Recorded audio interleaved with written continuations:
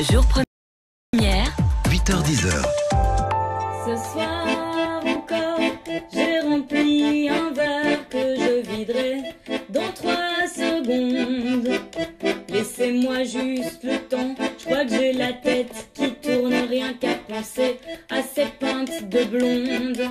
Emeline Toucourt et son accordéon, c'est elle qui va clôturer ce jeudi soir Cap Transition. Ça démarre aujourd'hui, ça se finit donc en concert jeudi et ça se passe à l'UCL, à Louvain-la-Neuve sur la Grand Place. Alors Cap Transition, c'est quoi? Marc Franco est avec nous pour vous l'expliquer. Bonjour Marc Franco. Bonjour. Vous êtes en charge de la politique de développement durable à l'UCL. Cap Transition, c'est une mobilisation générale de l'Université catholique de Louvain, l'UCL, pour la transition énergétique. C'est comme ça qu'on peut le résumer? On peut le résumer comme ça, mais c'est surtout une initiative des étudiants, en faveur du développement durable, ou en tout cas la sensibilisation au développement durable, dont nous nous réjouissons évidemment, et donc nous sommes très très heureux à l'Université catholique de Louvain de les soutenir, et nous sommes aussi heureux d'avoir pu mobiliser des acteurs locaux, et entre autres la ville de Tignes-Louvain-la-Neuve, et c'est en mettant toutes ces personnes ensemble que l'on pourra, nous l'espérons en tout cas, arriver à progressivement changer les mentalités pour aller dans le sens d'une transition écologique qui est souhaitée par un bon nombre de personnes. 4 jours d'animation, ça se passe essentiellement sur la Grand Place à Louvain-la-Neuve. Concrètement, qu'est-ce qu'on pourra y voir, y faire sur cette Grand Place ?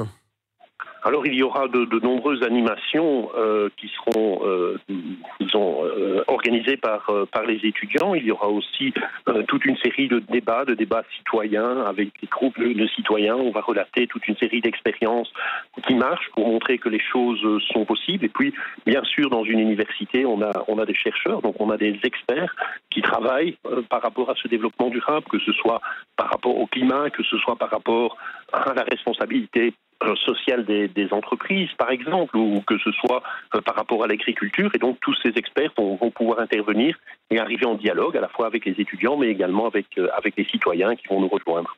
Il y a aussi un festival de cinéma en parallèle de cette organisation sur la Grand Place de Louvain-la-Neuve.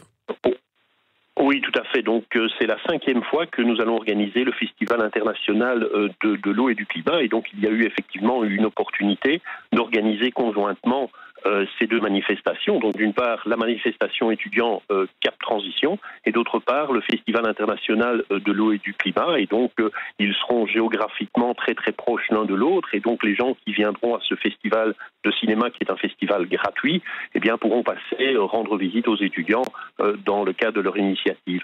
Ouais. Vous allez lancer des défis aussi aux membres de l'UCL pendant cette semaine ? Alors moi, non, je ne vais lancer aucun défi. Ce sont les étudiants qui vont lancer les défis. Effectivement, ils ont utilisé le mot cap, donc qui peut être utilisé à plusieurs sens. D'abord, donc le cap, l'endroit vers où on va. Le cap qui correspond également à ce que l'on appelle les quotas projets, qui est une spécificité de l'Université catholique de Louvain. Donc, ce sont des étudiants qui s'engagent dans toute une série de projets au service de la société et qui, en échange de cet engagement, bénéficient de logements qui sont des logements à coût, je dirais, quelque peu réduit. Et puis, ils ont également joué sur ce mot en disant, cap ou pas cap, capable de ou pas capable de, cap ou pas cap de faire ceci ou cela en faveur du développement durable. Ouais, vous avez appelé, ils ont appelé Cap 48 avant pour ne pas avoir l'autorisation. Non, je rigole, c'est vrai mais ça fait un peu penser à Cap 48 quand même, Marc Franco. Cela dit, on l'a compris, c'est avant tout de la sensibilisation. Concrètement, est-ce que dans la vie quotidienne de l'UCL, il y a des choses qui sont mises en place de manière plus durable, justement pour sensibiliser le personnel au développement durable, ou pour avoir des actions concrètes de respect de l'environnement dans la vie de l'UCL tous les jours?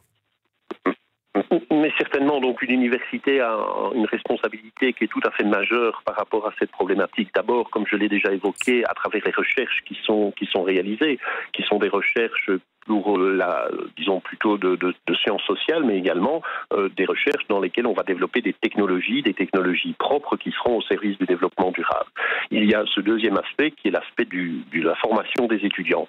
Il est évident qu'une université forme les intellectuels de demain, et donc il est très très important que dans le cadre de nos cours, nous sensibilisions les étudiants. Et donc nous avons par exemple une mineure en développement durable, nous avons un master en sciences et gestion de l'environnement, et il y a finalement du développement durable qui transpire dans toute une série de formations, certainement chez les bio-ingénieurs, mais par exemple également même dans la Louvain School of Management, qui peut paraître paradoxal, certainement aussi au niveau des architectes et des urbanistes. Donc c'est vraiment quelque chose qui transpire partout. Alors il y a bien sûr la propre responsabilité de l'université par rapport à sa propre attitude par rapport au développement durable. Et donc on l'évoque beaucoup dans les médias actuellement.